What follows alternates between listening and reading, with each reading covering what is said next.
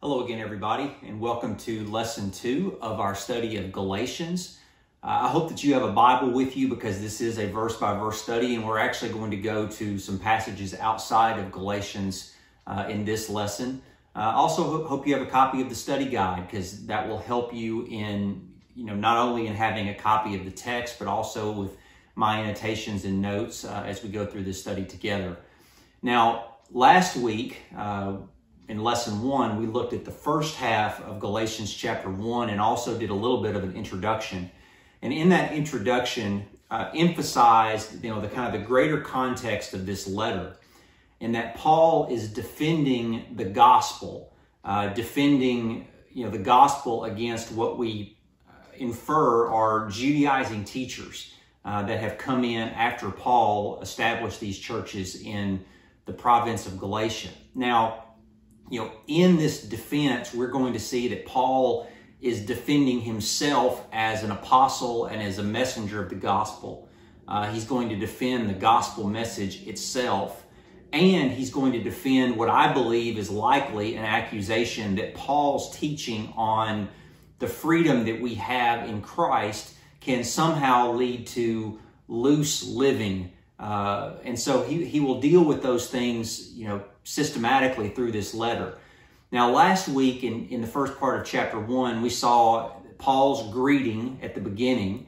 And one of the key takeaways there was that Paul introduced himself as an apostle, which he does frequently in his letters. But he emphasized that, he's an apostle not because a man made him an apostle, but because he was called by God, called by Jesus to be an apostle. Again, beginning that defense of himself as an apostle and as the messenger of the gospel. And then in the second part of what we looked at last week, we looked at Paul's grief, where he grieved over how these Galatians are being pulled away from the message that Paul had taught them, the true gospel message.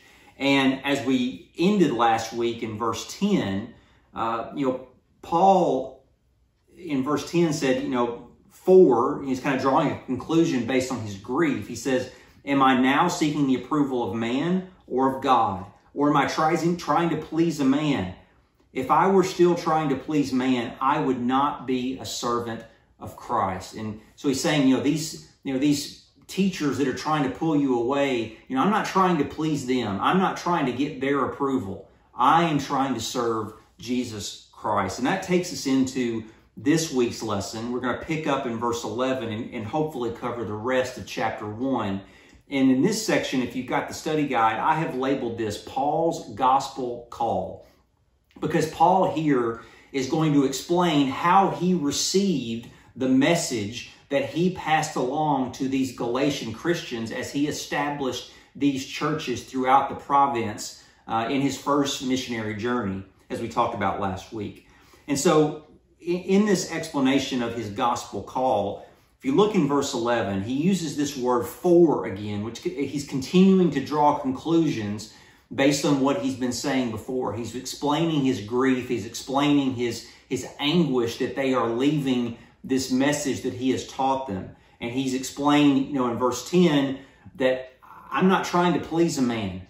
I'm not trying to please anyone except Christ. And here he draws another conclusion in verse 11. He says, for I would have you know, brothers, that the gospel that was preached by me, the message that I brought to you, is not man's gospel. He says this message that I gave you, it was not created by a man. Now, he's going to continue to explain how he knows that in verse 12. He says, for, so here's continuing on this conclusion.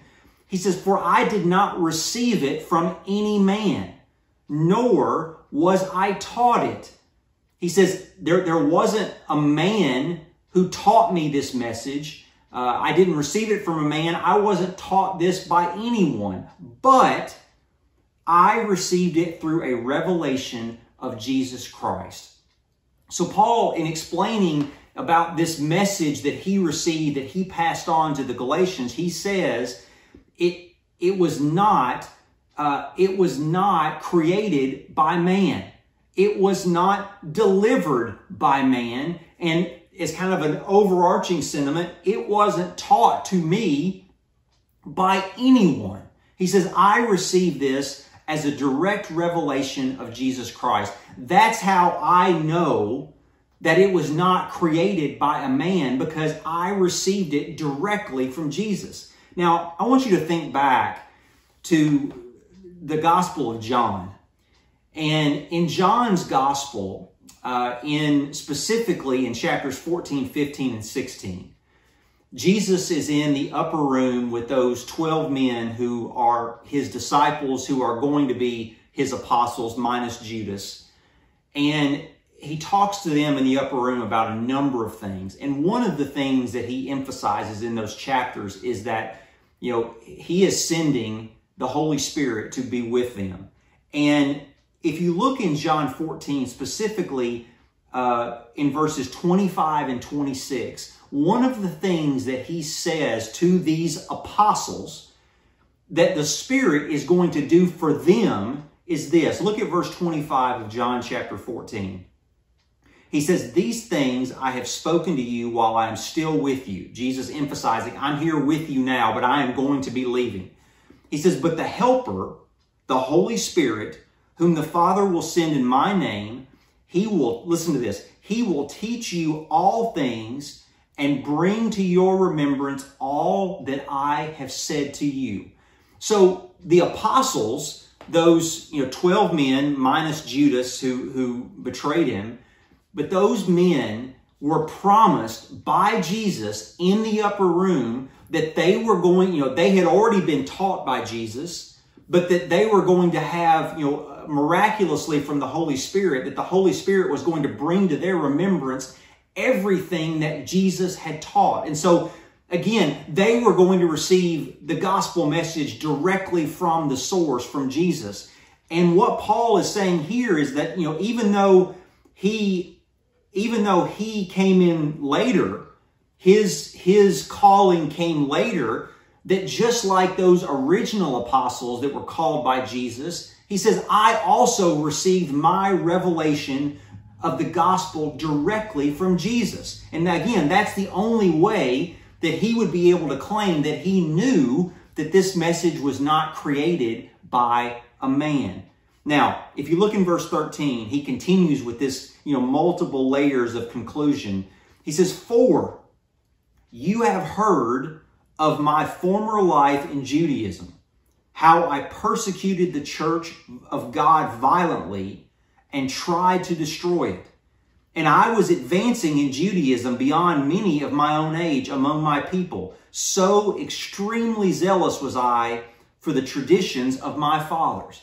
And so, here Paul writing to these Christians who are, again, we infer this, that they are being, pulled by Judaizing teachers who are saying that, you need to be following the ritualistic requirements of the law of Moses. You need to be observing holy days. You need to be observing sacrifices and ritual washings and all of those things. And Paul here is saying, I know what that world is like. I know it because I was zealous for that. That was my whole world that I came from. And it brings to mind a similar, narrative that Paul presented in the Philippian letter, Philippians chapter 3, where he makes the argument that if anyone could have said, I have confidence in my flesh, I have faith in myself, I'm one that could have said that. Because he says there that, I was, in Philippians 3, I was circumcised, according to the way God had commanded Abraham in Genesis chapter 17. He emphasized, I'm from the tribe of Benjamin, the tribe of the first king of Israel, King Saul. He says, I was a Hebrew of Hebrews. I was a Pharisee, a teacher of the law, one who was looked at as a religious leader. And to zeal, he says, I was a persecutor. I persecuted those who followed Jesus. And he says, finally, in Philippians 3, I was blameless, meaning there's no one who could hold anything against me to say that I had violated the law of Moses. And so here, in a similar way, Paul says, I was so zealous that I persecuted the church of God violently. I was extremely jealous for the traditions of my fathers. But then look in verse 15. But, so all those things that I held as these are the key things in my life. He says, but when he who had set me apart before I was born and who called me by his grace was pleased to reveal his Son to me in order that I might preach him among the Gentiles, I did not immediately consult with anyone. And so a few things there that Paul says that God did for him. He says God set him apart before he was born. That, before he was born, God had selected him to be, this apostle to the Gentiles. That he called him by his grace. He called him by his grace. And he says he revealed his Son to me. And so Paul went from being this, zealous Judaizer to being a preacher of the gospel, an apostle of the gospel of Jesus Christ. All because God had called him. And he says, when that happened, I did not immediately consult with anyone. He says, at that point, I did not receive instruction. I did not receive teaching from anyone. He says, nor did I go up to Jerusalem to those who were apostles before me, but I went away into Arabia and returned again to Damascus. So Paul says, when I received the message of Jesus, when God declared his Son to me, I didn't look to anyone for his message. But instead, I left Damascus. Remember, Paul was converted by Ananias in Damascus when he was baptized and he regained his sight. And he says, I did not immediately look for anyone to teach me. I did not go up to Jerusalem to those who were apostles before me. But he says, but I went away into Arabia and returned again to Damascus. He says, then after 3 years, I went up to Jerusalem to visit Cephas. Now, most of us know when you talk about Cephas, that Cephas is Peter, Simon Peter, and remained with him 15 days. Now, I want to tie this in to the account of Paul's conversion, Saul at the time, his conversion back in Acts chapter 9. And so in Acts 9, we read about his conversion, where he had the great light that appeared to him on the road to Damascus, how he became blind, how he went into Damascus. He didn't eat. He spent that time fasting and praying, and then God sent Ananias to baptize him, and then he restored his sight through the scales falling off his eyes. But then after that, we don't read a lot of detail from Luke in the book of Acts, but if you go down to verse 26 in Acts chapter 9, it says, and when he had come to Jerusalem, and I believe that beginning in verse 26 is this account of Paul talking about after 3 years, that between his conversion at the beginning of the first 18 verses of Acts chapter 9 and this trip to Jerusalem in Acts chapter 9 verse 26, that 3 years have passed. And during those 3 years, Paul is saying, I went into the desert and I received a revelation there from Jesus. I received this message directly from Jesus. And he says, after 3 years, I went up to Jerusalem to visit Cephas and remained with him 15 days. Now, again, if you go back to Acts chapter 9, it says, when he had come to Jerusalem, he attempted to join the disciples. But they were all afraid of him, for they did not believe that he was a disciple. Again, knowing his past and his violent history of persecuting the church. But Barnabas took him and brought him to the apostles and declared to them how on the road he had seen the Lord, who spoke to him, and how at Damascus he had preached boldly in the name of Jesus. Now, Luke just gives us the high level summary that he, with Barnabas's help, he visited the apostles. But Luke doesn't tell us which ones. We know at that time that many of the apostles had scattered because of the persecution and because of the people being scattered throughout the known world because of persecution. So at this time, Paul says, I visited with Cephas and remained with him. He went to Peter and remained with him for 15 days. He says, but I saw none of the other apostles except James, the Lord's brother. Now, I want to, kind of stop on this for just a second and talk about, James being labeled as an apostle here. We know about the James who was an apostle that was beheaded, that he died in the book of Acts. But this James was the Lord's brother, identified in the Gospels as, son of Mary and Joseph, a brother, half-brother of Jesus. But here he is identified as an apostle.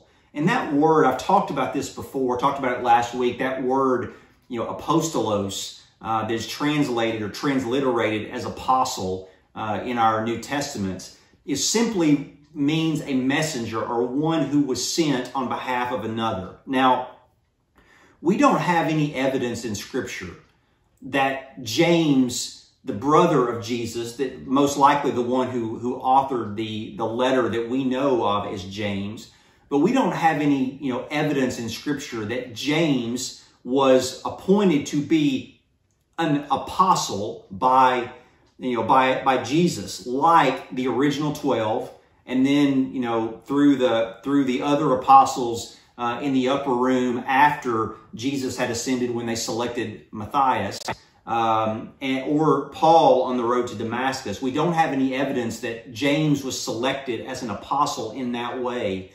But James was clearly a leader in the church in Jerusalem. I mean, we know that. For one example is in Acts chapter 15, and we refer to that as the Jerusalem Council, where they discussed the matter of whether or not Gentile Christians had to follow the requirements of the law of Moses. They had to be circumcised, as an example. And James was instrumental in that council, in that meeting. So James was clearly a leader in the church in Jerusalem and was recognized as such by those who were around him, those who were Christians. And so, again, in what sense he was known of as an apostle, I don't know that we can be certain. There are lots of different opinions there. But again, no evidence in the New Testament that James was ever directly appointed by God or by Jesus to be an apostle, but maybe a title that was given to him by his fellow Christians, maybe by the other apostles, because of recognition of his leadership in the church of Jerusalem. But regardless, Paul says, those are the only two that I met with when I went to Jerusalem after 3 years. Now, by the way, I forgot to mention this earlier, but I wanted to hit on this just as an FYI. 3 years, that is designated in verse 18, doesn't necessarily mean that it was 3 complete years. You're probably familiar with the way Jews reckoned time. That if in this case the amount of time that Paul was in the desert, in the wilderness, if it touched any part of 3 years, they would have considered that to be 3 years. Just like Jesus, foretold that he would rise after 3 days. Well, it wasn't 3 full days. It was part of Friday, all of Saturday, and part of Sunday, and then he rose. It touched 3 days, and so he rose after 3 days. And so this could have been anywhere from, a year and a half to 2 years to 3 years, but it at least touched part of 3 years. Now, again, what is Paul doing? He's defending himself as the messenger of the gospel and defending the gospel message by saying, I did not receive this message from a man. I couldn't have, because I did not seek any man out to teach it to me. I received it directly from Jesus through revelation while I was in the desert. That's how I received the message. He's going to talk more about this in the next chapter when he says, when he talks about Peter and James and how his message that he had received compared to the message that they had received. But Paul is defending this message. And then he emphasizes in verse 20, he says, in what I am writing to you before God, I do not lie. Now, I've got a number of references in the study guide to places where in Paul's letters, he had said, I don't lie, as a way to emphasize that this is absolutely true. He says, I'm not lying. He says, I am not a puppet of the apostles in Jerusalem. I'm not someone who's here representing a man. I am here to represent Jesus Christ. He says, verse 21, then, meaning after he left Jerusalem, after that first visit to Jerusalem, he says, then I went into the regions of Syria and Cilicia. That's the next phase of his life. And I was still unknown in person to the churches of Judea that are in Christ. They only were hearing it said, he who used to persecute us is now preaching the faith he once tried to destroy. And they glorified God because of me. So, that marks the end of chapter 1. And Lord willing, for lesson 3 next week, we're going to move into chapter 2, where Paul will continue this defense of himself as an apostle of Jesus Christ, as a messenger of the gospel.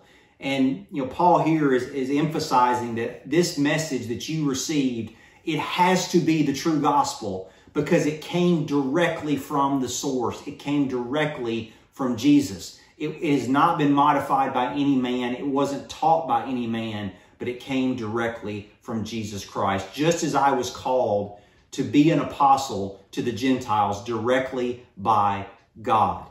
And so, again, not only is this beneficial in the context of what was happening in Paul's life, what was happening in the region of Galatia, but think, this is what we need to hear today when we are surrounded by a world that tells us that our, what we believe is foolishness. And Paul here, the words that he has to deliver are just as relevant today to say this is truth. This came directly from Jesus. And that's going to even further be driven home when we get into chapter 2, when he's going to talk about how when he began to really interact with Peter and the other apostles, how when they compared their message, what happened from that point forward. Thanks for being with us again this week. Thanks for joining us for lesson 2. I hope you have a wonderful rest of the week. Thank you very much.